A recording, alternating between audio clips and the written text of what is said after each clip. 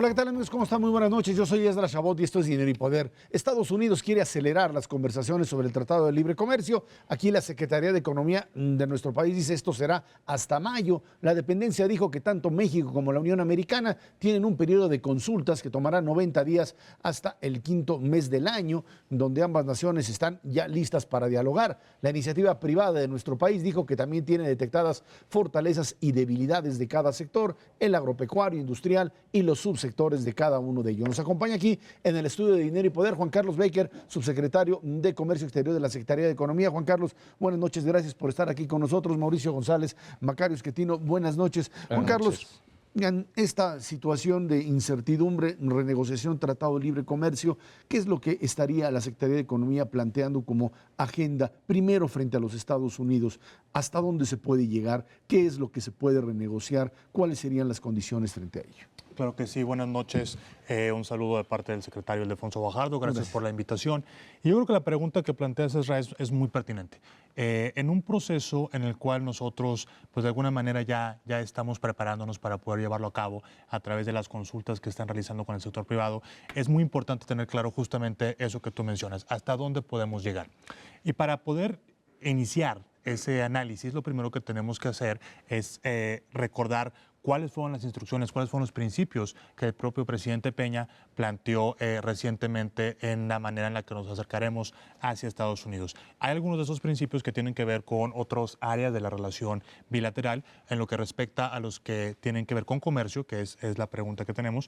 Primero hay que tener presente el principio de no vamos a aceptar una conversación o un diálogo que vaya hacia atrás en la integración que tenemos. Es decir, vamos a preservar el tema del libre comercio, vamos a preservar lo que hemos logrado en estas más de 2 décadas de entrada en vigor del Telecán, es decir, pagar aranceles o entrar a un esquema en donde vamos a tener algún tipo de comercio administrado o restricciones a nuestros productos en Estados Unidos, pues simplemente para México eso no es una opción. Entonces, es un principio muy importante que tenemos que tener presente. ¿Podemos hacer cosas para fortalecer la competitividad de la región norteamericana? Desde luego que sí. A lo largo de todos estos años hemos aprendido que para poder potenciar la relación de libre comercio que tenemos en América del Norte, es necesario invertir en infraestructura, es necesario tener ventanas más ágiles para el procesamiento de nuestros productos agrícolas. Ahora tenemos oportunidades en sectores como telecomunicaciones y energía, que previamente, cuando se negoció originalmente el TLC, pues no estaban ahí. Entonces, siempre y cuando sea una discusión constructiva, una discusión que abone a las cosas que ya hemos logrado, pues por supuesto que México está listo para conversar de estos temas. Pero sí quiero reiterar y ser muy claro en lo que el presidente Peña y el secretario Guajardo nos han establecido. Una discusión que vaya a erosionar esta integración que hemos logrado, pues simplemente no sería algo que estaría en el interés nacional, ni de nuestros empresarios, ni de nuestro propio país. Al respecto, subsecretario, si la propuesta que viniera de los Estados Unidos tuviera que ver con este retroceso al que se refiere, ¿cuál sería la respuesta de México? ¿Cancelamos el tratado? Es decir, yo entiendo perfectamente la propuesta y creo que es la correcta, hay que ir construyendo y no ir perdiendo cosas que ya se tenían, pero suponiendo que del otro lado no hubiera espacio para negociar, nos salimos del tratado y en esas condiciones, pues, ¿cómo podríamos ir manejando nuestro comercio exterior?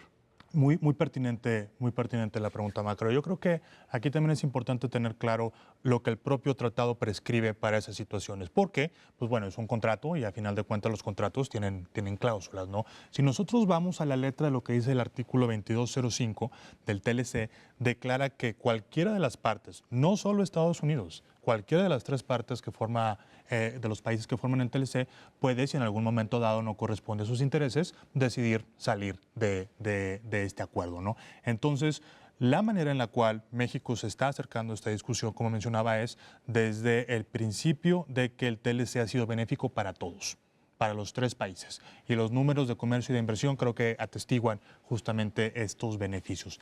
Si esas circunstancias a Estados Unidos, que es el país que que ha estado insistiendo en este tema. Ciertamente ni México ni Canadá han pedido ninguna renegociación. En este caso es Estados Unidos el que está expresando estas cosas y Estados Unidos decide salirse. Bueno, pues lo que sucedería es que nos regresamos a un esquema en donde las reglas que aplicarían para nuestro comercio bilateral son aquellas que define la Organización Mundial de Comercio, en donde tenemos lo que se le llama en la parte negociadora los aranceles consolidados, el máximo arancel que un país puede cobrar a otro de manera que no sea discriminatorio.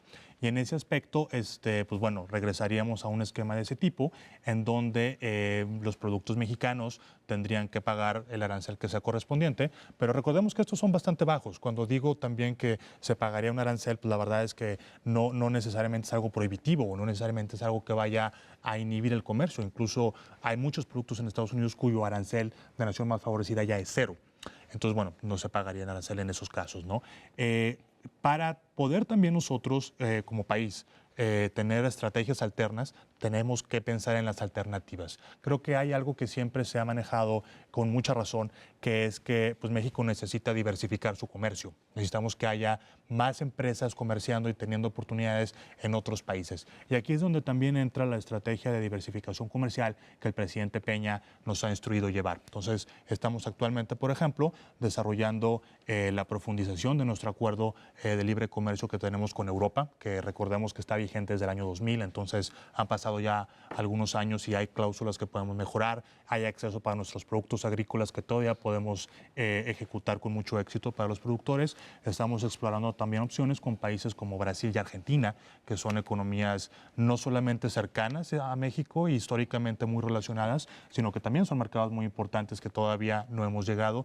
Y desde luego Asia-Pacífico, en donde están los mercados más grandes, más dinámicos, no solo por el crecimiento de su PIB, sino incluso por también el mercado potencial que representa en términos de población. Ahí está Japón, con el cual también tenemos un acuerdo de libre comercio que podemos profundizar ciertas cláusulas, y existen países como Australia, como Nueva Zelanda, el propio Singapur, que representan opciones muy interesantes. Entonces, por un lado, para nada más resumir la respuesta, si bien estamos nosotros con una posición en la que queremos mejorar el TLC de América del Norte, en donde creemos que puede haber oportunidades, pues al mismo tiempo somos conscientes que tenemos que tener alternativas y las alternativas a su vez nos fortalecen a todos. Juan Carlos, en toda negociación y especialmente en esta tan delicada del Tratado de Libre Comercio con Estados Unidos y Canadá, yo diría que siempre hay que cuidarse de los mañosos, porque a lo mejor creo que nosotros como país hemos planteado abiertamente qué estamos dispuestos a platicar, en dónde estamos dispuestos a mejorar un tratado que se firmó hace 25 años y que sin duda se puede enriquecer, y que no estamos dispuestos a aceptar, nos los acabas de mencionar tú claramente. Pero en Estados Unidos creo que no funcionan las cosas con la misma transparencia. A mí me preocupa en lo particular no solamente el tema del libre comercio y del tratado per se y las negociaciones, sino lo que pueda hacer Estados Unidos por la parte fiscal. Hay una propuesta del líder de los republicanos, Paul Ryan, para imponer un gravamen que se llama, o un nuevo sistema de impuestos a las empresas en los Estados Unidos, que se llama un sistema con ajuste fronterizo. Es una cosa parecida al IETU que tuvimos aquí, pero para no entrar en tecnicismos, esa medida de ajuste fronterizo, Border Tax Adjustment, como se le dice en inglés, tendría el efecto de encarecer las importaciones que los Estados Unidos hacen de México y abaratar las exportaciones que Estados Unidos, digamos, vende a México y al resto del mundo, porque no solo aplicaría a México. Entonces, ahí, pero eso no depende del Ejecutivo, eso depende del Congreso estadounidense. Entonces, ¿cómo tú decías de alternativas hace rato, cómo enfrentar o cómo sentarnos a negociar no solamente con el Ejecutivo, sino también con el Legislativo? Porque en una de esas a lo mejor nos ponemos de acuerdo en lo del tratado y luego nos salen y le dan la vuelta por el otro lado. Por eso decía yo que a veces hay que cuidarse los mañosos. No, sin duda es una discusión, Mauricio, como tú mencionabas, que si bien tiene como esencia pues una plática interna, porque es una cuestión fiscal que se está discutiendo en Estados Unidos y que el presidente Trump, si recordamos, siempre fue muy insistente durante su campaña que él, en su visión, tenía que hacerse ajustes a la parte impositiva en Estados Unidos, pues la manera en la cual se está planteando este tipo de ajustes en la frontera, nosotros estamos siguiéndolo de manera que no vaya a ser algo que viole los compromisos comerciales de Estados Unidos. O sea, si bien es una discusión estrictamente de política fiscal en Estados Unidos, eso no exime de que en la medida en la que discrimina las importaciones y favorece exportaciones, pueda ser incompatible con la OMC. Ahora, ¿cómo nosotros estamos, además de seguir el debate, preparándonos para eso? Bueno, naturalmente, si existe algún tipo de afectación al comercio con México por este tipo de medidas, pues nosotros, a través de la Secretaría de Hacienda y en coordinación con la Secretaría de Economía y las demás instancias, tendríamos que reaccionar pues, con algunos instrumentos que en este momento no puedo decirte van a ser similares o que puedan tener el mismo efecto al final del día. Hay algo también muy interesante que mencionas tú, dentro de lo que mencionas tú, que también nos habla de cómo el sistema propiamente en Estados Unidos, ya sea por temas fiscales o por temas comerciales, empieza a reaccionar. Hay también ya coaliciones a favor de este impuesto de ajuste en la frontera, pero también hay ya coaliciones en contra de este propio impuesto. Entonces, yo creo que hay una cosa que podemos nosotros también hacer para que el debate vaya en una dirección determinada es, bueno, pues las empresas mexicanas que tienen presencia en Estados Unidos, las empresas mexicanas que tienen socios en Estados Unidos, pues pueden ayudar también a difundir el mensaje del tipo de consecuencias que estas medidas tendrían. Insisto, es una discusión de materia o de naturaleza fiscal propiamente interna en Estados Unidos, nosotros la respetamos, pero pues sí tenemos que señalar que algunos de los puntos que vemos nos preocupa que pudiera aplicarse de una manera inconsistente con las reglas comerciales. Y si eso sucede, pues bueno, México tomará, México y el mundo, porque como tú muy bien lo señalaste, sería de aplicación general. No hay que irnos aquí con la idea de que es algo estrictamente dirigido contra México, pero pues tomaremos las medidas correspondientes una vez que sepamos hacia dónde quieren avanzar. Juan Carlos, el otro participante en el Tratado de Libre Comercio es Canadá y hemos tenido ahí pues visiones a veces un poco contradictorias de qué va a hacer Canadá si terminará doblándose o aliándose con Trump en el tema de impuestos o si tratará de darle la vuelta o si estará aliado nuestro. ¿Qué es la perspectiva que tienen ustedes de Canadá? Otro de los principios, Ezra, que les mencionaba ahorita que nos instruyó el presidente Peña, fue a considerar la discusión o la revisión del TLC desde una perspectiva trilateral. Y esto tiene toda la lógica del mundo. El TLC de América del Norte está compuesto por 3 países. Y aquí también es importante que la audiencia tenga presente que no puede haber imposiciones. O sea, un acuerdo es un acuerdo. Y si no estamos en la misma página los 3 países, pues entonces, por definición, no hay un acuerdo. Canadá yo creo que desde luego tiene un interés compartido con México en que se mantengan estas situaciones de libre comercio. Yo creo que ellos, así como les menciono que México pues, no está dispuesto a entrar a una discusión en donde vamos a pagar aranceles, pues yo, sin hablar por los canadienses, me atrevería a decirte que ellos pues, deben de compartir una visión similar. Creo también que Canadá está en una posición como México en donde vemos que esta conversación que se va a iniciar en algún momento con Estados Unidos tiene un componente sistémico. Es decir, nosotros como garantes de un sistema comercial internacional que tiene reglas y que cuando las reglas se respetan, las cosas proveen certidumbre, ellos también comparten este tipo de visión del mundo y de pues, mantener el sistema, ¿no? Recientemente el presidente Peña sostuvo una llamada telefónica con el primer ministro Trudeau. Ha habido un intercambio constante de parte del secretario Ildefonso Guajardo con su contraparte de Comercio Internacional, el ministro Philippe Champagne, y similarmente el canciller Videgaray con la ministra Chrystia Freeland. Entonces, hay mucho diálogo, hay mucha información que estamos compartiendo y que estamos también estudiando de manera conjunta. Y pues bueno, yo pienso que de nuevo en el momento en el cual abordemos una discusión que México ve como una parte trilateral necesariamente, Canadá tiene que estar en la mesa.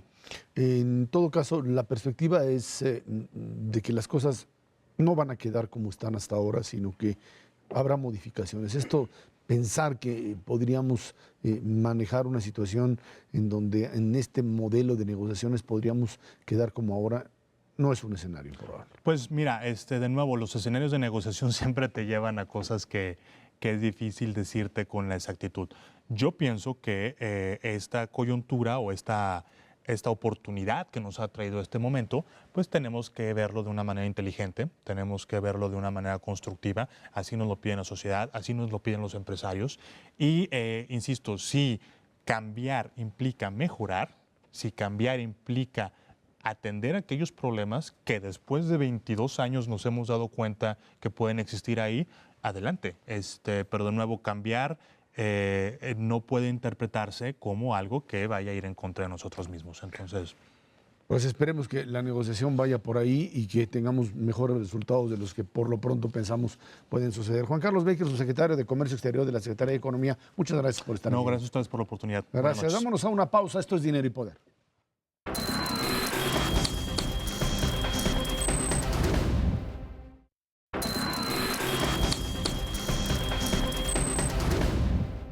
Banco de México decidió hoy incrementar su tasa de referencia en 50 puntos base, la sube de 5.75 a 6.25%, y esto en línea con lo anunciado también el día de hoy por el INEGI, donde informa que en enero el índice nacional de precios al consumidor se incrementó 1.7%, una tasa anual del 4.72%, y el resto de los indicadores en esa línea, una presión inflacionaria.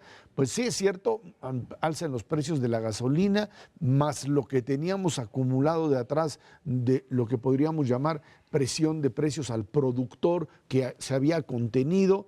Mauricio, algo que pues sí, la verdad, no sé si llamarle focos rojos, amarillos o de qué color, pero sí es un problema que, pues suponemos, el precio de la gasolina pues ya impactó y esto tenderá a disminuir, pero hay otras variables que te pueden hacer que el tema inflación se torne cada vez más difícil de controlar. Así es, Ezra. Yo a lo que mencionas agregaría un punto que me parece que es uno de los aspectos centrales que tiene que cuidar el Banco de México, y pues con este incremento está caminando en ese sentido, que es el tema de las expectativas de inflación. Las expectativas es una cuestión de psicología, no es una cuestión de la inflación. La inflación que acaba de publicar el INEGI es 4.7% de inflación al consumidor, 9.4% de inflación al productor. ¿Qué quiere decir esto? Que la presión de los precios que enfrentan los productores eventualmente se va a trasladar un pedazo, porque no lo hace todo,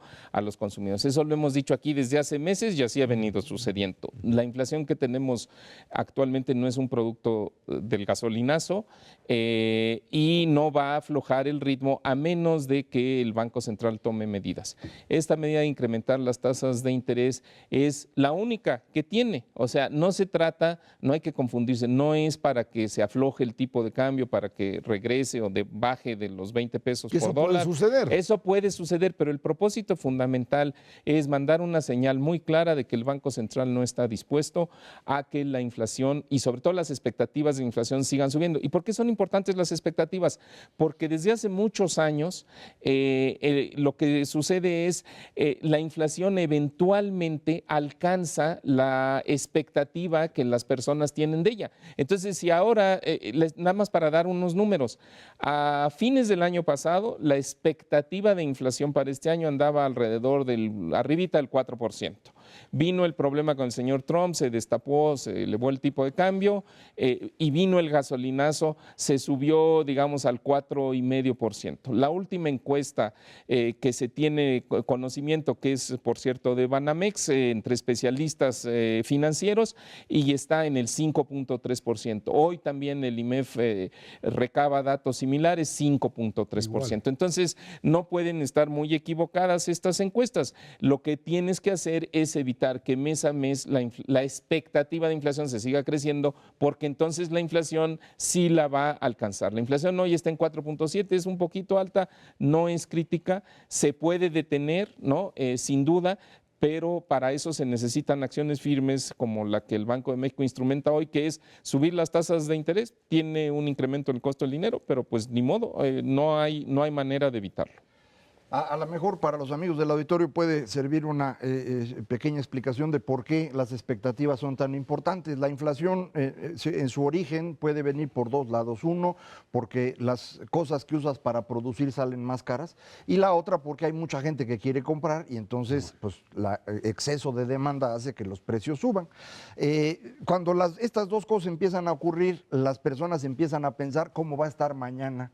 Entonces, si yo veo que las cosas están subiendo de precio, digo, pues mejor compro hoy, no vaya a ser que mañana sea más cara. Y como todo el mundo empieza a comprar hoy, empiezan a subir los precios por exceso de demanda. Y lo mismo ocurre del otro lado, los trabajadores ven que el precio sube y cuando van a negociar su aumento salarial piden pues algo que compense lo que ya pasó y que compense lo que va a pasar. Y entonces las expectativas hacen que suban los precios de ambos lados. Para eso la tasa.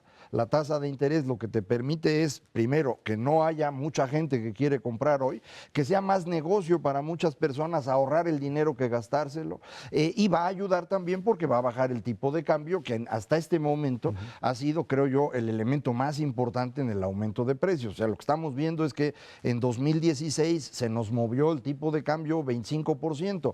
Pues tarde o temprano eso tendría que reflejarse en inflación, eso está ocurriendo ahora, y el banco no quiere que esto se prolongue durante todo 2017 y para eso está haciendo lo que hizo el día de hoy, ¿no? Ahora, hay otros datos que son pues más, no quiero decir alarmantes, pero que sí generan una mayor presión. Aparece el dato de inflación al productor, esto que ha venido creciendo, lo que le cuesta a aquel que pues directamente produce el bien o el servicio y que no lo traslada a precios porque aparecería, o sea, no habría comprador para él o estaría fuera del mercado, pero esta contención pues cada vez se vuelve más difícil de manejar, le resulta incosteable, no puede manejar esa pérdida y esto pues sí, ya son números bastante pues difíciles de manejar, Mauricio.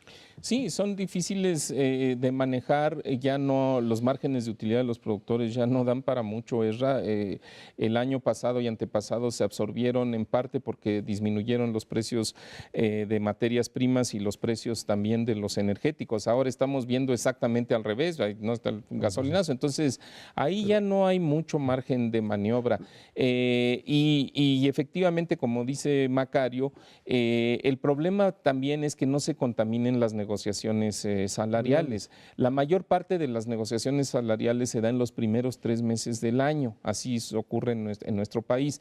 Y entonces, bueno, pues no, si la expectativa de inflación es de que esté arriba del 5 y las negociaciones salariales empiezan a dar a niveles de ese tamaño, pues entonces la inflación seguro va a ser 5, o sea, no va a haber manera de que sea de otra forma. Ahora, repito, 5% para nuestra historia no es una inflación demasiado elevada si los comparamos con Brasil, Colombia, Perú y otros países de América Latina, no estamos muy por encima, pero el problema no es eso, el problema es que necesitamos mantener la inflación bajo control, porque te doy un ejemplo, el año pasado sabemos que el PIB creció 2.2%. Una de las razones por las cuales creció en esa magnitud, que no es mucho, pero al fin de cuentas creció, es porque los aumentos de salarios le ganaron la carrera al aumento de precios. Los salarios crecieron alrededor de 3,5%, 4%, y la inflación en promedio pues fue como del 2,5%. Entonces hubo una mejoría en la economía familiar. Esa economía, mejor economía familiar significó que la gente saliera a comprar y por lo tanto el consumo privado fue lo que ayudó a que creciera la economía, en general el PIB. Si ahora no se da eso, pues entonces, ojo, no es una catástrofe, pero ya no tienes un factor menos que te va a ayudar al crecimiento económico en este año ya de por sí debilitado. Estamos hablando de índice de precios al productor del 8%. 9,4 con la cifra en enero. Y los bienes intermedios para los productores crecieron más de 13%. Ahora, parte de esos bienes intermedios no hay que preocuparse porque son bienes intermedios que vienen importados, por eso subieron tanto, pero que van a producir bienes finales que se van a exportar y ahí se recuperan. La parte que entra completamente hacia México, que es la que aparece en precios al consumidor final, es esta que está en 9 y cachito, y esa es la que hay que tratar de que no vaya creciendo. Si tú a ese golpe golpe que viene de los insumos, le aumentas una cuestión de incremento salarial grandote, pues eso garantiza que los productores se les achica el margen de utilidad tanto que tienen que empezar a reflejarlo en precios y la inflación se nos va, es lo que acaba de explicar muy bien Mauricio. El asunto es que no importa por dónde le veas, ahorita ya estamos perdiendo, es decir, o perdemos crecimiento económico porque la inflación se está comiendo a los salarios y la gente compra menos, o perdemos crecimiento porque el banco sube la tasa y hay menos inversión. Entonces, en cualquiera de los casos estamos perdiendo, eso ya debería estar claro. De hecho, la mayor parte de los analistas ya están entre 1.4% de crecimiento para este año, y esa es la razón. ¿Cómo podría ser que esto cambiara? Pues que empezara a llegar inversión extranjera, por ejemplo, eso cambiaría las cosas. Pero si no ocurre eso, pues lo que vamos a tener es un año de menor crecimiento, y menor crecimiento con inflación controlada no es una tragedia. Pero si a ese menor crecimiento le ponemos una inflación desatada, bueno, eso sí es una crisis. No queremos estar en una crisis en México, ya las conocemos, entonces, bueno, pues hay que aguantar vara ahorita, ¿no? Ahora, alza en tasas de interés implica necesariamente menor crecimiento. Sí, sí. Y eso hay que Sí, entender, ¿o no? es correcto, y sí va a afectar, por ejemplo, el tema de los créditos hipotecarios. Te suben medio punto la tasa y hay muchas personas que, aunque tienen el enganche para una casa, pues le suben 500 o 1,000 pesos en el pago de la hipoteca al mes, y hay personas que dicen, ya no puedo, no es que no quiera, es que ya no me da el bolsillo. Entonces, sí va a haber algunas afectaciones, yo diría fundamentalmente en el tema de créditos de largo plazo, créditos hipotecarios. En el caso de créditos para empresas y para inversión productiva, me parece que no hay tanta afectación, al igual que tampoco sucedería con el crédito al consumo personal, o los créditos, por ejemplo, para adquisición de automóvil, porque ahí, como los montos de préstamos son más bajos, la gente se fija en el costo de los créditos, pero también se fija en cuánto tienen que pagar cada mes. Y si pueden pagar, aunque suba un poquito el costo, continúan contratando el crédito y comprando cosas. Ahora, en términos de los créditos, algo que es muy importante es que el impacto de la reforma financiera ha sido sumamente positivo. Estos, como son datos más técnicos, rara vez se platican, pero lo que hemos tenido en los últimos 2 años es un crecimiento del crédito en México del doble del que teníamos anteriormente, y sobre todo concentrado en la parte productiva. El crédito al consumo, el crédito hipotecario siguen más o menos como estaban antes, y lo que ha estado creciendo de manera importante es el crédito a la producción. Y esto, pues creo que puede continuar, porque parte de lo que ha logrado la reforma es que los costos de intermediación bajen, de manera que, aunque esté subiendo la tasa de referencia, ese incremento no se traslada completo al crédito de las personas o al crédito de las empresas. Hay competencia entre los bancos y en algunos se podrán conseguir buenos créditos, entonces tampoco es como para que se preocupen desde ahorita, ¿no? En todo caso, habrá que ver qué es lo que hace Banco de México de aquí en adelante, si sigue subiendo tasas o simplemente pues se va en línea con la Fed. Las va a tener que subir, Esra, primero porque la Reserva Federal de los Estados Unidos las va a subir, y no podemos distanciarnos de lo que hagan ellos. Y yo te diría, ¿no?, grosso modo deberíamos de esperar tasas de interés entre 7 y 7.25% para fin de 2017. No hay posibilidad de menos. Son las tasas además que, digamos, teníamos tradicionalmente antes del 2008-2009, que empezó todo este proceso de O sea, tienes una tasa de interés del 7% con una inflación del 5%, es lo que se llama una tasa de interés en términos reales de 2%. El estándar histórico de México es como de entre 3 y 3,5%. Ahí está nuestra tasa. Vámonos a una pausa y de regreso platicamos con usted finanzas públicas en nuestro país. Esto es Dinero y Poder.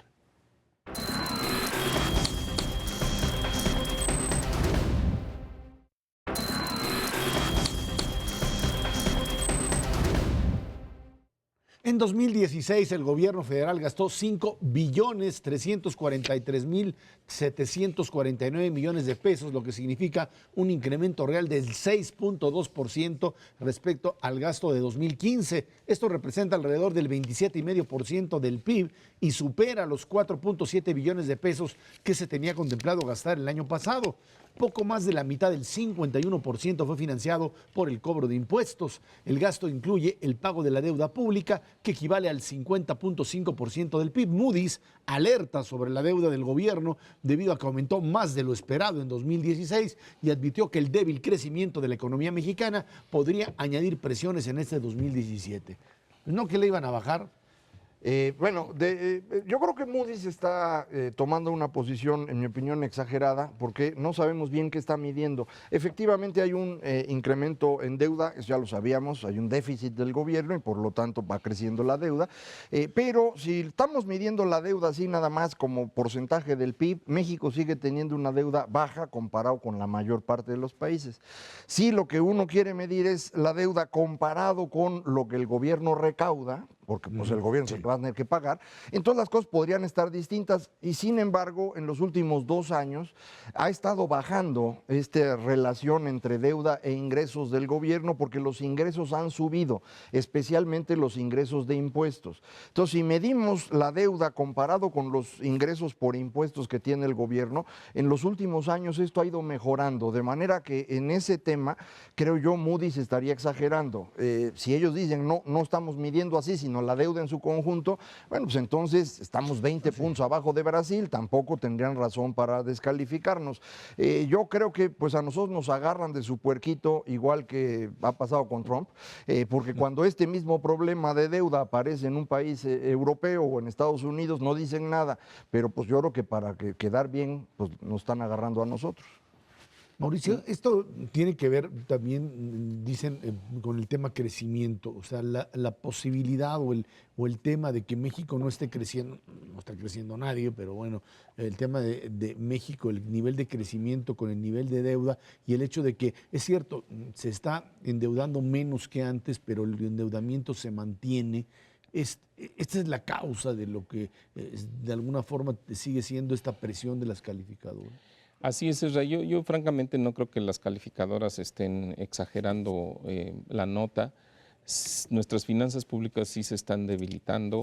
El indicador más claro, por lo menos para mí, es el saldo de la deuda está subiendo.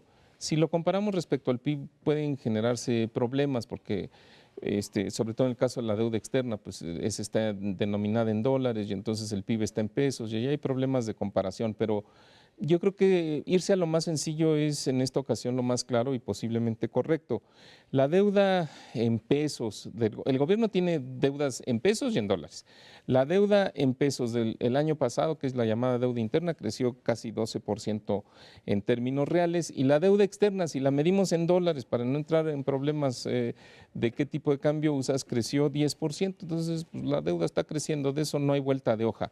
Es cierto que todavía no tenemos una deuda impagable, eso sí es cierto, pero creo que la advertencia de las calificadoras va cuando nos ponen esta llamada perspectiva negativa. Perspectiva negativa es no se ven bien las cosas hacia futuro, pues tienen razón porque al seguir creciendo la deuda, efectivamente pues es como una hipoteca que te va aumentando y vas a tener que hacer un esfuerzo en el futuro para destinar gasto que hoy se destina, digamos, a programas sociales, a infraestructura, a otras cosas, para ir pagando los intereses de esa deuda. Y eso además tiene implicaciones sobre las posibilidades de crecimiento económico del país a futuro y otras cosas. Entonces simplemente es la advertencia, o sea, no vamos bien. El indicador más claro es la deuda que está en aumento. Y también vale la pena reconocer una cosa en la parte del gasto. Ya Macario decía, bueno, pues los ingresos han subido, sobre todo los tributarios, es cierto. Hacienda ha hecho un esfuerzo que aquí hemos reconocido muchas veces en la parte de los ingresos, pero donde está débil es en la parte del gasto. El gasto público el año pasado, aquí para ver las cifras correctas, creció 5.7, vamos a decir 6% en términos reales. O sea, a pesar de todo lo que nos han dicho, que se van a ajustar el cinturón y demás, pues sí han hecho un esfuerzo, subrayo, sí han hecho un esfuerzo, porque el gasto corriente, la nómina, los gastos operativos, las rentas que pagan por los edificios y los inmuebles y demás, ese creció, se quedó plano, casi 0.2% de aumento. El gasto, pero le han bajado a la inversión pública y el problema es que hay gastos que no pueden evitar, el pago de intereses de la deuda, el pago de pensiones y las participaciones que entrega el gobierno federal a los estados y municipios. Entonces, sí hay un esfuerzo de ajuste de gasto, pero el punto es que no es suficiente para contrarrestar o compensar el aumento de los gastos obligatorios. Entonces, el chiste es que en el fondo el gasto público sigue creciendo. Le van a tener que apretar más el cinturón. No es buena noticia, y los tiempos políticos se complican para ser más austeros, pero pues ahí están las cifras. Mientras siga creciendo la deuda y mientras el déficit público siga aumentando como lo hizo en el 2016, pues las finanzas públicas se siguen debilitando y eso no es buena noticia Para para eso el país. necesitarías mayores niveles de crecimiento. Sí, pero además tenemos un problema serio en términos de presiones del gasto que, como decía Mauricio, no pueden reducirse fácilmente. En donde pueden reducir han estado haciendo algo, indudablemente podrían hacer más, ¿no? Podríamos pues, a lo mejor quitar a todos los diputados y nos ahorramos ahí una lana, pero en donde no podemos, por ejemplo, es en salud. En salud y pensiones tenemos una presión creciente. Pensiones, todo el mundo lo entiende, pues estamos teniendo una población que cada vez de edad más avanzada, como los aquí presentes, y eso significa pensiones. Más hoy que cumple un año más, Macario. Hay que pagar las pensiones. Yo todavía no cobro pensión. Esto es muy importante porque eso va a ir creciendo y lo tenemos más o menos claro. Pero la otra parte que crece y que va a crecer más rápido es salud. Y ahí no hemos tenido, creo yo, un estudio serio de parte del público en general. La Secretaría de Salud se ha venido aquí a explicar todo el trabajo que hacen para prevención sobre todo y que no haya un mayor costo en enfermedades crónicas que son carísimas, pero ahí estamos teniendo una presión muy fuerte y no alcanzan lo que reduces en otros lados para compensar. El Seguro Social se lleva 3 puntos del PIB, el ISSSTE está llevando 1,5 Educación casi. se lleva casi 6. Educación se lleva 5 entre todo, ¿no? Pero digo, aquí es nada más el puro Seguro Social, sin contar la parte de pensiones. Entonces, sí es una presión muy seria y esto implica que el resto del gobierno tiene que achicarse al doble, digamos. Una parte para compensar los excesos de gasto que traemos y otra porque esto va a seguir creciendo y no están pudiendo hacerlo. Pues sí, eso es cierto, pero mira, yo creo que en lo personal a todos nos ha pasado, de repente tienes un mal año, no tienes ingresos y ¿qué es lo que haces? Le das prioridades a tu gasto y dices, gasto en lo indispensable y dejo de gastar en lo no indispensable. Ese es el ejercicio que yo creo que no se ha hecho en el gobierno desde hace mucho. El famoso presupuesto base cero, ¿no? Pues ya se quedó en el olvido y entonces el problema es que sigue la inercia. Los ciudadanos están irritados, ven mucho desperdicio de gasto en las dependencias en general y entonces ahí dices, bueno, pues si no establecen las prioridades, yo estoy de acuerdo con lo que dices, o sea, gastemos en salud, gastemos en educación, gastemos en combate a la pobreza y dejemos de gastar en otra bola de cosas que no son muy útiles. El problema radica otra vez, volvemos al tema mejor pues muy repetitivo de la relación entre federación y estados. Otra vez, incluso con el tema de la gasolina, del incremento en precios de gasolina, esto a quien beneficia enormemente es a los gobiernos de los estados que otra vez reciben cantidades de dinero las cuales no se sabe todavía, a pesar de los cambios hechos, no se sabe bien a qué va dirigido, a qué rubro. Empezaríamos a ver, dicen en el corto plazo, pues esta transparencia de recursos, de ver en qué se utilizó, si es la cantidad adecuada.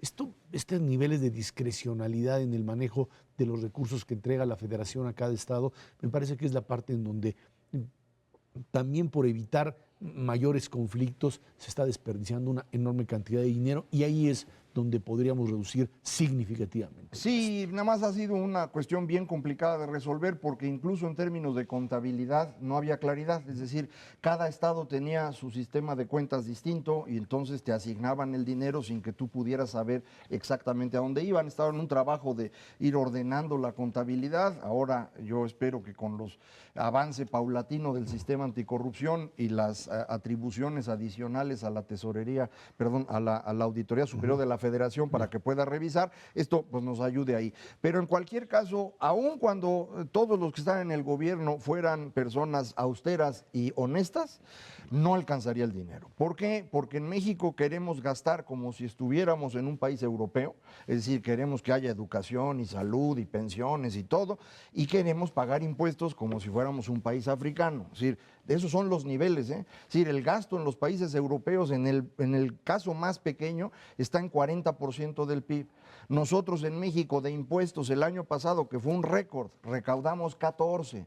Pues no hay manera de financiar una cosa con la otra, aunque fueran honestos, digo, suponiendo. Entonces, bueno, pues así no se puede. También vamos a tener que ir pagando más impuestos en el futuro, o bien aceptar que no se puede todo y que ya no haya tanto gasto en salud y tampoco en educación, porque pues no alcanza, ¿no? Bueno, ni tanto desperdicio, y vuelvo a insistir en el tema, pero la problemática del gasto de los estados, Esra, es la falta de rendición de cuentas. absolutamente. Este asunto de la armonización contable está desde que se planteó desde que Agustín Carstens era secretario de Hacienda en la época de Felipe Calderón. Entonces, pues, y ya llevamos no sé cuántos años, más de 7 o 10, y no se han podido poner de acuerdo en un catálogo de cuentas que si tuvieran voluntad, te prometo que en 3 meses estaría listo. Y Sí, no no. lo quieren tener. Entonces, bueno, y entonces luego empiezan a hacer barbaridades en los estados, y perdón por la palabra, el ejemplo más reciente es el gobierno de Zacatecas, que quiere poner un gravamen a la minería, que es importante Y en el echar a estado, perder todo. y corren el riesgo de matar la gallina de los huevos de oro, porque los estrangulan con impuestos. Entonces, lo que no quieren es dejar de gastar. Eso Ese es el punto. Y el tema de impuestos locales, que uno diría perfecto, nada más que cuidado, porque puede terminar esto en un saqueo por parte de los gobernadores hacia las propias empresas, ¿no? Bueno, vámonos a una pausa. De regreso platicamos con usted sobre el tema manifestaciones el próximo domingo, todos contra Trump. Esto es Dinero y Poder.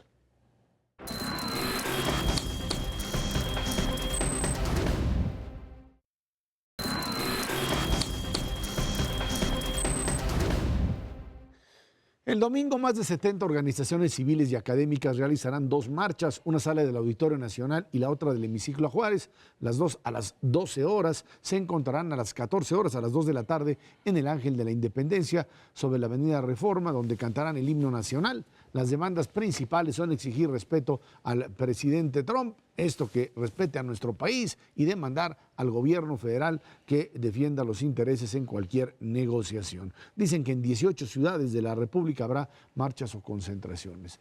A marchar somos buenos, Sí, ¿no? sí, yo no estoy seguro que sea una excelente idea. Creo que lo que ha estado ocurriendo desde que el señor Donald Trump ganó en Estados Unidos es una creciente angustia del lado mexicano, una cantidad de respuestas que a mí me parecen innecesarias. En muchas ocasiones, pues hasta no ver exactamente cuál es la agresión, pues para qué estarnos enfrentando. Creo yo que ya es muy claro para el mundo entero, para Estados Unidos y para el presidente Trump, que no lo queremos y le hemos mentado la madre de todas las formas posibles. Eso no creo que haya ninguna duda. En consecuencia, la marcha pues no agrega en ese sentido mayor cosa, y lo que ha estado generando, me parece, es una discusión acerca de otros temas que pueden debilitar a la coalición que impulsa la marcha, que tiene un objetivo, en mi opinión, muchísimo más importante.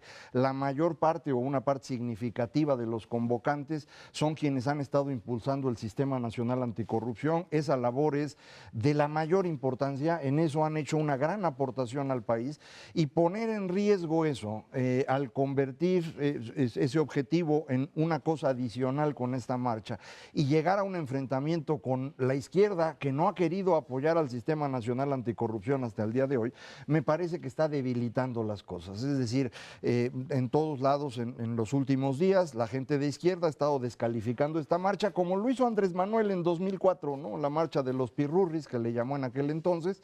Buena parte de la izquierda, que se dice apartidista y que seguramente va a estar apoyando a Andrés Manuel dentro de unos meses, ha estado descalificando esta marcha. Ellos mismos no han aceptado nunca el avance del sistema anticorrupción.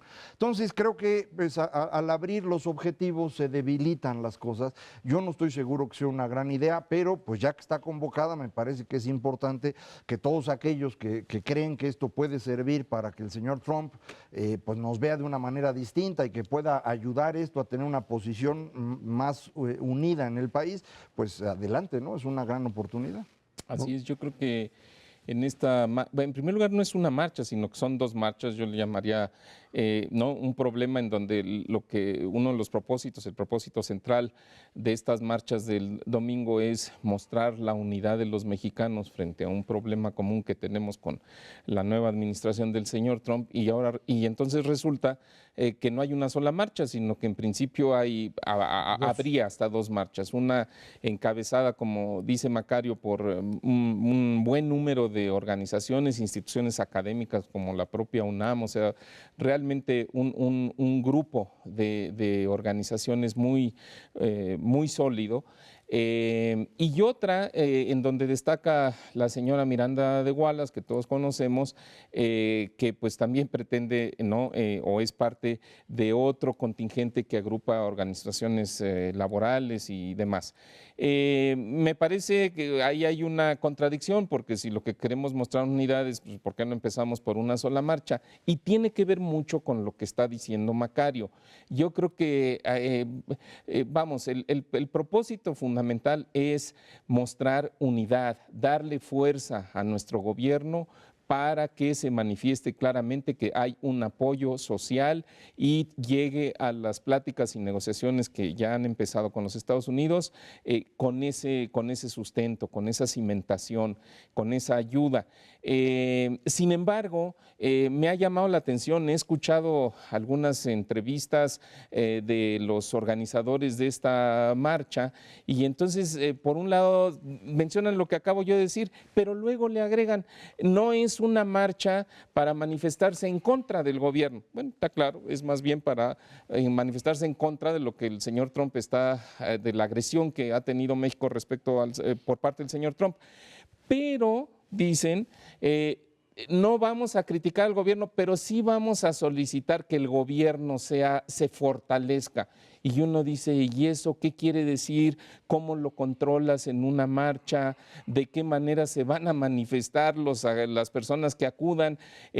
Porque fortalecer al gobierno, y también así lo dicen los organizadores, es solicitar que se instrumente o la lucha anticorrupción, que se fortalezca la economía, que se mejore la inseguridad, o sea, todas las preocupaciones que tenemos los mexicanos o la sociedad mexicana. Entonces, me parece que ahí hay una línea muy poco clara, que en el momento en que tienes reunidas 20,000, 50,000, 100,000 o 500,000 personas, la pregunta es, ¿cómo lo controlas? Mi respuesta es clarísima, muy, muy fácil, es no lo controlas. Entonces, creo que sí hay un riesgo de que no se vaya a mostrar la unidad que se desea y que es útil, y que al mismo tiempo esto se desvirtúe y por lo tanto pues no salga bien el ejercicio.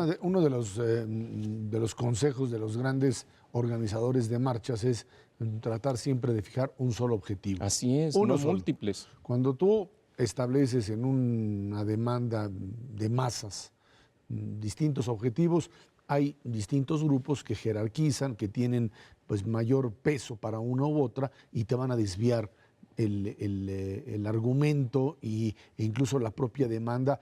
No sé si a la hora de los discursos, si no va a haber discursos de todas maneras en los gritos o en las pancartas, en lo que se haga, en el control que puedes llegar a tener. Y creo que esto pues terminó dividiendo incluso las propias manifestaciones, una que trata de no hablar nada de política nacional y hablar solamente del rechazo a Trump, otra incluyendo el tema de corrupción y de un gobierno responsable, que trata de combinar el tema anti-Trump con esto, a ver si es que esto finalmente funciona. En todo caso, el problema para México va más allá incluso de este tipo de marchas. El problema para nuestro país es cómo enfrentar desde una perspectiva de poder político, es cierto, a un embate de un hombre que hoy es una verdadera amenaza, pero para el planeta en su conjunto, ¿no? Y creo que este es un punto importante. ¿Cómo enfrentas a alguien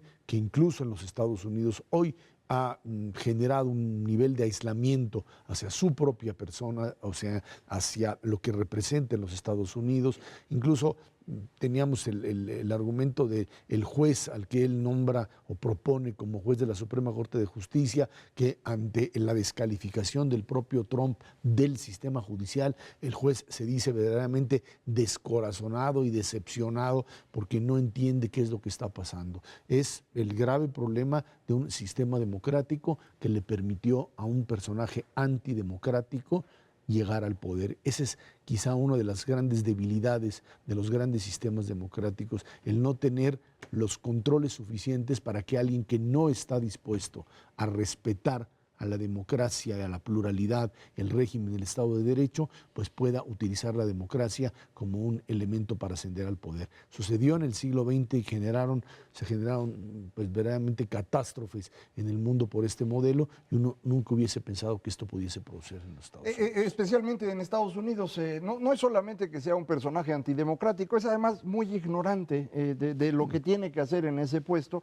Ha estado haciendo cosas rarísimas, ya mencionabas el caso del juez, pero ayer mismo hacía un reclamo público de por qué maltratan a los negocios de su hija.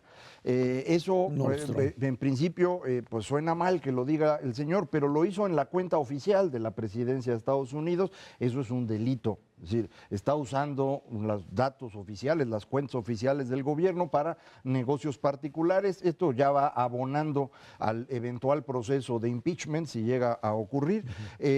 Hoy estaba insultando al senador McCain porque en su opinión pues no es ningún héroe de guerra, fue un mono que lo agarraron por tonto y por eso fue torturado.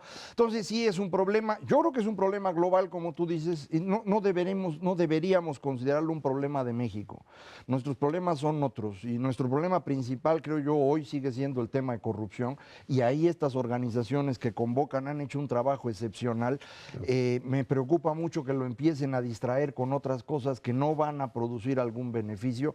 Pues ya convocaron y yo espero que les vaya muy bien, pero ojalá y se pudieran concentrar en donde han sido realmente de apoyo al país, ¿no?